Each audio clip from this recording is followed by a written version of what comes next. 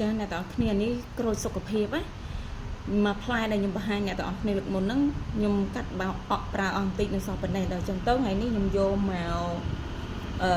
ខ្ញុំលីងវាជាមួយនេះរួចហើយជាមួយអំបិលរួចទេណាគឺខ្ញុំហាន់វាដើម្បីដាក់ត្រាំ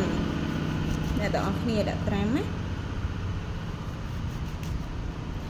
ការពិតមុនដំបូងថាបានមកផ្លែទៀតដល់ពេលទៅចការទៅដល់គេបេះបានអ្នកទាំងអស់គ្នានេះក្រូចឆ្មាខ្ញុំដាក់ដូចជាមកផ្លែបានហើយមើលទៅមុនដំបូងស្មានមកវារៀងតិចដល់ពេលចិត្តមកផ្លែទៅបានកន្លះផ្លែបានតែមិនចិត្តតិចហើយបន្ទាប់មកខ្ញីអ្នកទាំងអស់គ្នាចាអ្នកទាំងអស់គ្នាឥឡូវយើងហាន់ខ្ញីរួចហើយឥឡូវចាប់ផ្ដើមបើកទឹកឃ្មុំយើងវិញម្ដងអ្នកទាំងអស់គ្នាអើយខ្ញុំដើម្បីឲ្យអ្នកទាំងអស់គ្នាអ្នកទាំងគ្នាទិញទឹកអាចតំណតំណងទិញទឹកឃ្មុំនិងសេនីតបានណាចង់ប្រាប់អ្នកទាំងគ្នាទឹកឃ្មុំណាជាមួយខ្ញុំនេះឲ្យបន្តិចខាប់កដឿអ្នកទាំងគ្នាអើយនេះហើយជាមួយភ្លក់ណាទឹកឃ្មុំសុទ្ធរបស់គេអញ្ចឹងអ្នកទាំងគ្នាទឹកឃ្មុំគឺខ្ញុំមានលក់ណាអ្នកទាំងគ្នាគឺខ្ញុំដាក់នេះចេះខ្ញុំយក10មានដាក់ហើយខ្ញុំចង់ប្រាប់ថានេះរបស់ខ្ញុំញ៉ាំខ្លួនឯងខ្ញុំប្រើដៃណាកុំប្រកាន់អីខ្ញុំមិនប្រកាន់ខ្លួនឯងទេខ្ញុំអើយចាក្រូចសុខភាពណាដល់អស់គ្នាបើថាចង់បានពូជទៅទិញពីអូននីរ៉ាន់ចា Facebook អូននីរ៉ាន់មានលក់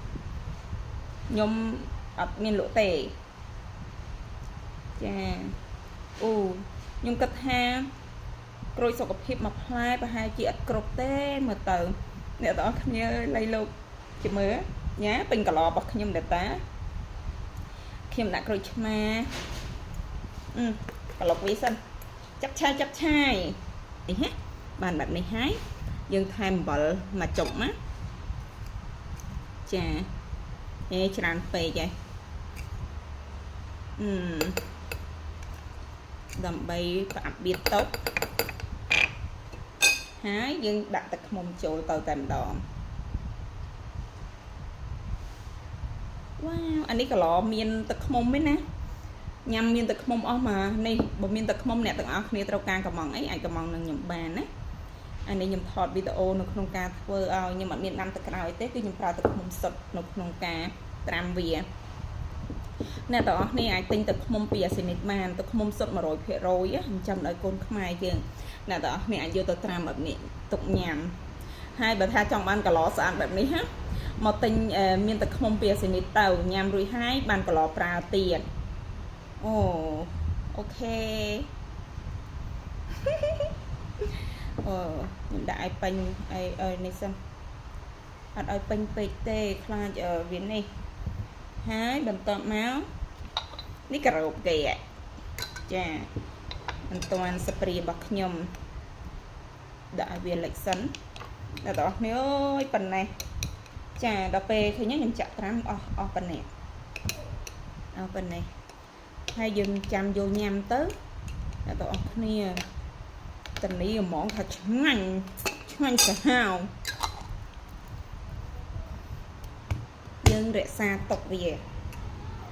អ្នកទាំងអស់គ្នារូបមន្តអាចារ្យនេះក្រូច